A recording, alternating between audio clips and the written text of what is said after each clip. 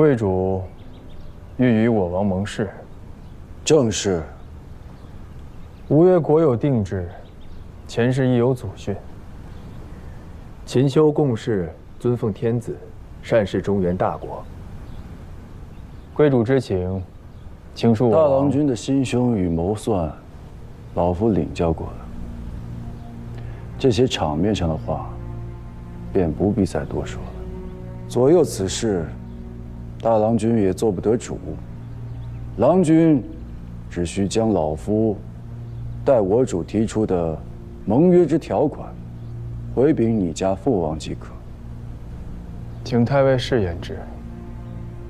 若能相约为盟，我主愿遣子入至杭州，再割江州、洪州等江右6州与吴越，以示盟好。太尉，当我父子是傻子吗？此事成就与否，皆需你父王定夺。你只需原话回禀便是。若是旁事，确需父王独断。若太尉只有此番说法，晚辈现在便可告诉太尉，万万不能。若太尉与贵主能允晚辈一试，盟约之意，晚辈或许能向父王试验之。不知郎君所言何事啊？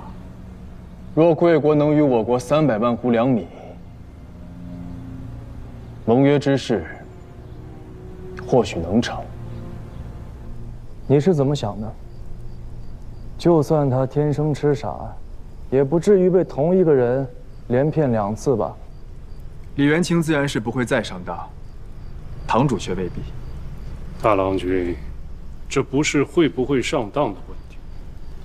南唐国中5年内遭了3遭水患，为了筹募龙翔金水师，府库存粮弥耗一空。再加上因水患灾荒失地失产的饥民，大多流入吴越州县，前后积达15万之众。民为国之本，更是税之源，失民则失财。接连5年税赋锐减，只怕他李氏再愿意上这一次当，也没了这上当的能力吧。诚如相公所言，如今的南唐国中，必然是拿不出300万斛粮米来的。俗谚有云：“上天要价，落地还钱。”向南唐使节索要粮米之事，不过障眼法罢了。儿臣真正想要的，其实是崇明镇。崇明镇，名为军镇，然而实际不过只是2处露出水面的沙洲，地处海口，大多数皆为浅滩，四周海路、航道虽宽阔，却过浅，只能行些小舟走蛤。大多数稍大些的海船进来，顷刻间那是要触底的。早年黄龙岛和秦淮社划分商路，便是以崇明为界，实在是因为江船行至与海船行至不能互通。崇明以西，只有江船能够通行；崇明以东，只有海船能够通行。崇明，鸡肋之地，吴越要之何用啊？于军事或许无用，却可以用来屯粮。为何要在崇明屯粮？大郎不曾领过兵，若要北上取江东3州，粮道转运是要走陆路，在固郡沙屯粮是将粮道置于敌境之内，既不得用不说，郑彦华的镇海军和杜真的江阴军只需一道偏师顺江而下，便可将崇明岛上的粮食一火焚之。崇明屯粮，为的不是江东3州，对吧？是，父王明鉴。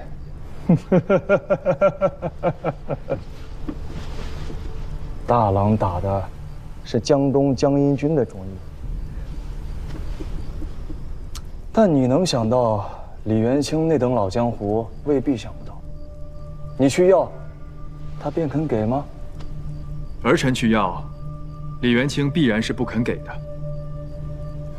然则若阿舅去要，说不定是肯的。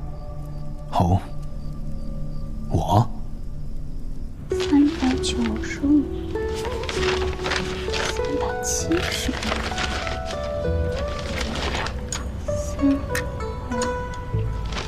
阿娘，对不上呢。对不上，便是有人弄鬼。这些契书和货单上都是阿舅居名，总不成是阿舅自己骗自己吧？那自然不会。可确实对不上呢。那便是你自己算错了。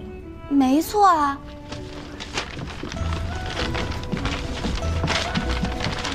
阿娘，你看，契书上约定的总货值是3600名，可货单上依照货物种类、数目和单价算出来的，却是4670名有余。这一单生意便亏了接近30%。契书是与谁家签的？买家是平安京元氏社的藤原月明。一名多少文？770文啊。平安京一名多少文？啊？是了，平安京一向尊奉大唐，行的皆是一名1000文的旧制。哦，原来如此，这就对了。你父祖皆信钱，你若是在钱币上这般糊涂，让外人说了嘴，辱没了家世名声，难免有虎父犬女之忌。我又不要做一丈子。你再说一遍。女儿什么也没有说呀。世子安康。阿娘，阿俊来了。母亲可在？在呢。让他进来吧。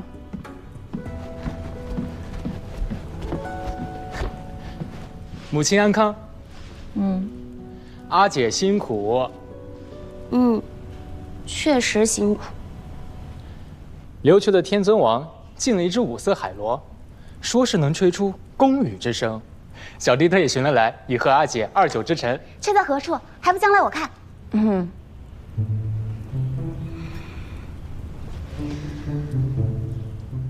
放在一边，你为国家世子，此玩物丧志之举，可一不可再。是，谨遵阿姐面会。乏了，出去走走，松松筋骨。儿子侍奉母亲一步。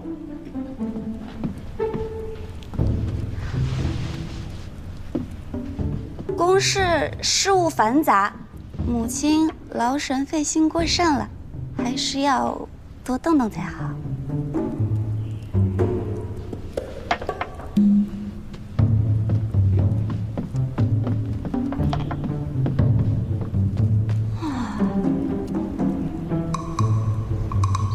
觉着你阿爹偏心了？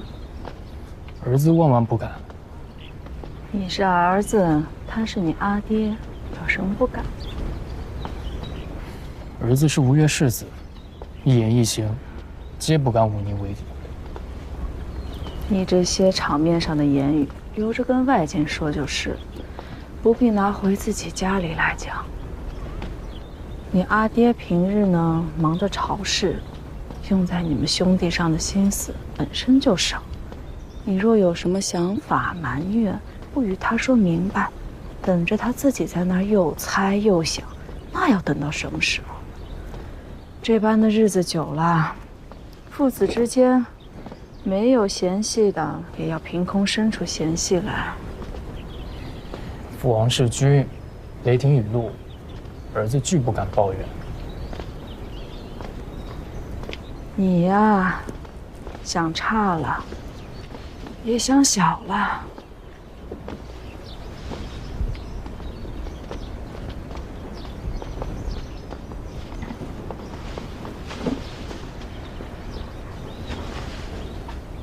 元相公故去以后，老臣们凋落得七七八八。沈相公看着身子结实，实则比你阿爹大20多岁，如今也是60多春秋的老人了。这天下汹汹，纷扰未止，这朝事啊，总要有年轻人担起来。我知道，阿平入朝呢，比你们兄弟早了些，如今又入了相府，正经参与政事了。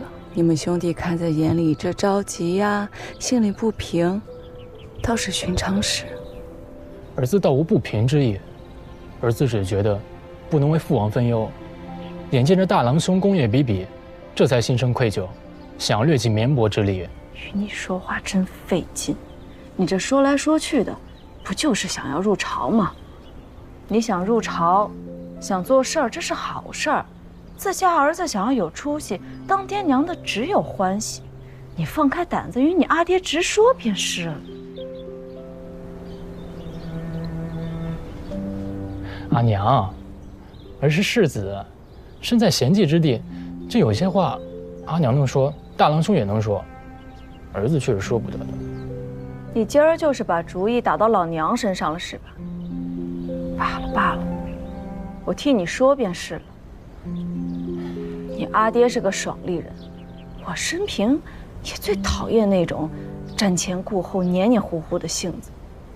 你这是随了谁了？便知道还是阿娘最疼我了。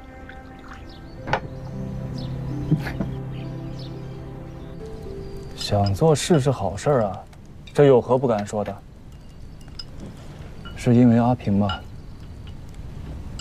阿平呢是个好孩子，也是个能干的孩子，这朝野上下、宫里宫外都看得明明白白。他是个心中有成算的。你总说他像六哥，那依着我看，他更似当年的你自己。你用他，这上上下下、里里外外都是服气的。那会做事的人当然是要大用，可这不会做事的人，你若是不让他学着做事，那便是过了30、50年，他依旧是个不会。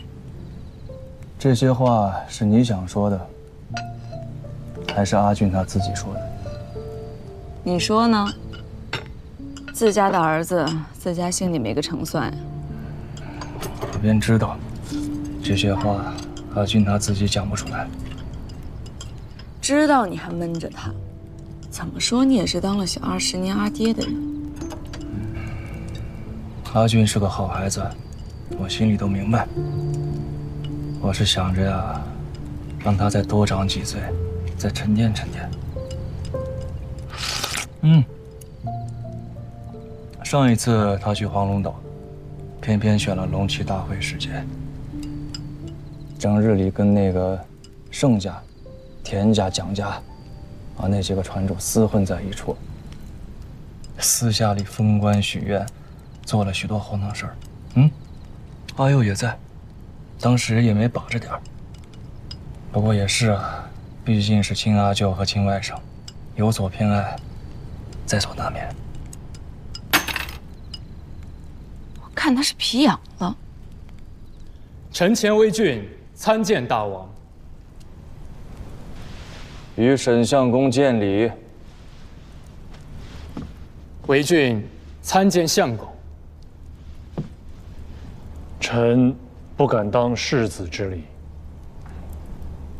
沈兄当得起。姑这个儿子，读书的本事平常，也没什么治世才略，只因他生得好，才做了世子。姑毕竟是做父亲的，虽不指望他能成什么大事，但也总盼着他能成器，日后不至于误了国家社稷。韩文公有言：“师者，传道、授业、解惑。天地君亲师，伦常之所重。”姑今日便将世子托付给相公，以束修之礼，言相公为世子父，文学词章皆在其次，教他些做事的章法、规矩，使其知国事之难、梨树之苦、上下之举。故拳拳之心、肺腑之意出于赤诚，还望沈兄谅之。臣惶恐。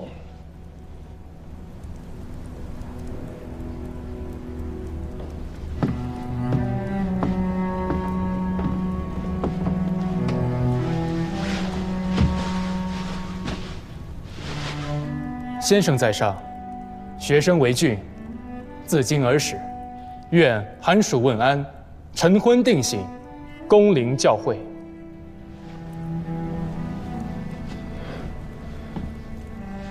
臣已老迈，出身刀笔吏，才智粗鄙，学识浅薄，恐误了世子。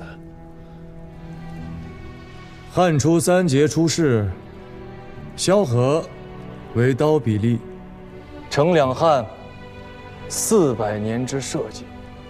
汉末，三国分鼎，卢植为刀笔吏，门下却教出了昭烈先祖，天下之英雄，能得刀笔吏为师宝，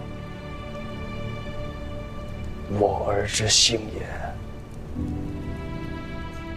既如此，臣奉教。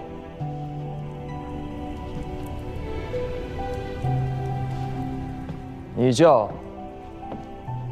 自即日起，以世子为郡，为官正使，5日一至相府，习学公事。臣等奉教。老太尉可想清楚了，300万斛2米，化世仇为盟邦。贵国这笔生意做得算不得亏。邦交往来是用国礼，便是当今前王，昔年共谋和议，也不敢如此奚落戏弄大国使臣。郎君参政相府，却做出这般小儿无状戏码，罔顾国事之重，可是前王之意？我家父王胸中怀的都是天下之大义。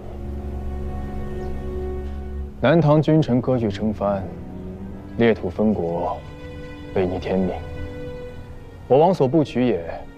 所谓邦交，纯系笑话，又何能有严厉之词？300万斛2米之意，是本官看在老太尉悬车之年，犹有事主之诚，奔走辛劳，颇为不易，故有此问。依大参所言，此非前王之论。纵使成约，亦不过是私相盟会。大参如何做得吴越国的主？吴越国当今大王自是我父。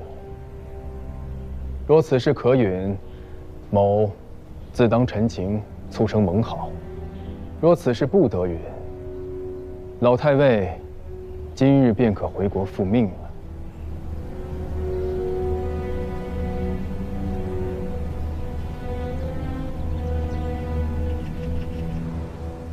当年与程昭岳对着，前王屈尊，亲为庖厨，久猎余香，沧海桑田，竟已然是30年前的往事了。程佑其实年少，听闻大王与阿姐讲述前世，若无太尉，我家阿姐也无缘登得国主正妃。这说起来，太尉还算是大王与阿姐的媒人呢。足下贵为吴越元就，浙东盐铁副使。此次将我们约至此处，不会只是为了忆往事吧？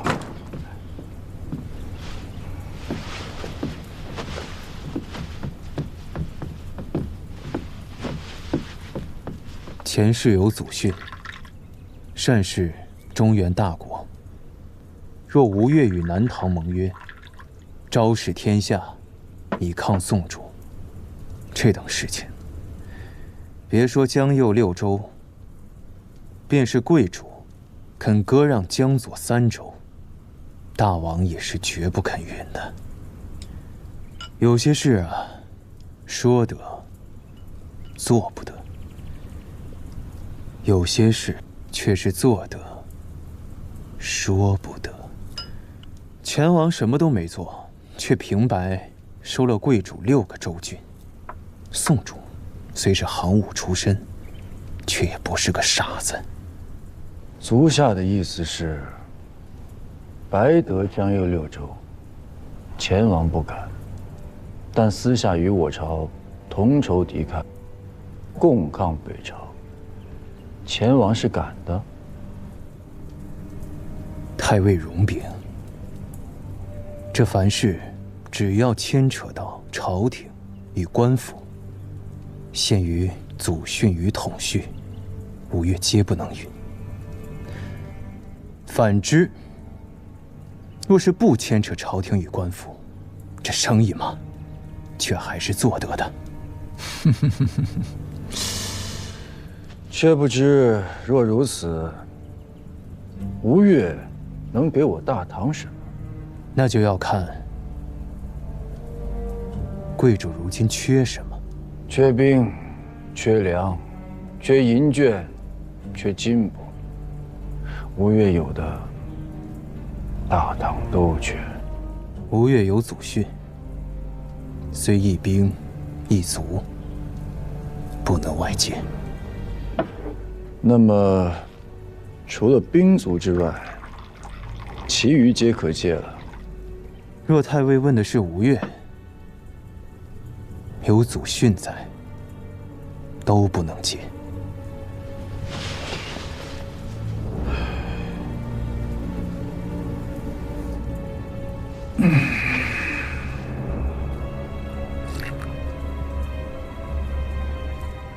若是老夫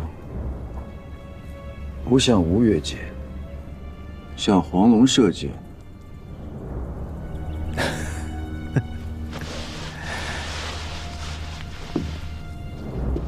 这山岳社曾经旗下的营生，如今全部都记在黄龙社旗下。秦淮社是太尉一手铸造，如今黄龙社里晚辈不才，正好当家。既是生意，当年山岳社能为秦淮社做的，黄龙社都做得。只是老夫现下没钱，这生意可还能做得？没有现钱，可以抵押袋子吗？却不知以何物为押？晚辈听闻，这固郡沙州乃是太尉名下产业。崇明镇，吴越要崇明镇何用？陛下，所谓崇明镇，其实不过是长江海口的2片沙洲，名曰固郡沙。每一片沙洲之上设有军寨，驻兵一队50人，为海口哨警之用。先帝以其鸡肋，故命老太尉以秦淮社领之。前王以粮秣辎重器械资我，只是为要这么一片无用的沙洲。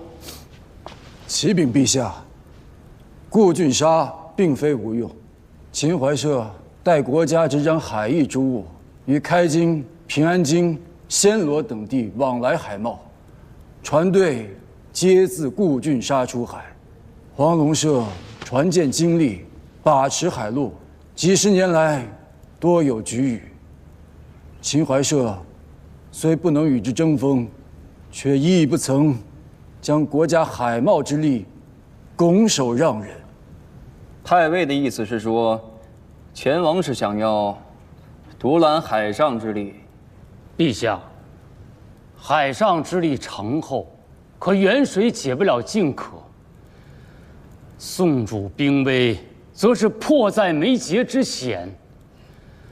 请陛下以祖宗社稷为重，割崇明沙洲与吴越，取其良资之利啊！陛下，崇明之利，非指海贸一事，其地扼守海口，为长江与外海之分界，北临泰州和靖海军，南接吴越之苏州和中吴军，西抵我大唐的江左三州，还有江阴军、镇海军、常州左右乡。一旦吴越兴兵北向，是偏师从海路攻我，其实宋军在西，吴越在东，朝廷水军首尾不能相顾，长江天堑，恐不复为我所有。陛下，海船吃水深，江船吃水浅。海船一旦越过崇明进入江面，浅滩暗流，十之八九是要搁浅。黄龙社纵横海上多年，却始终不得侵入长江，便是此理。太尉啊，前王到底许了多少粮米辎重和甲械？启禀陛下，不是前王，而是黄龙社。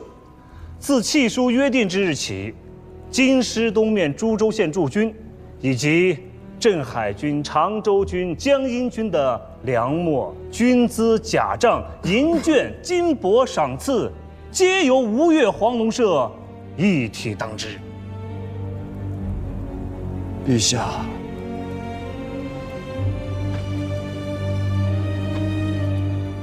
此乃亡国之策。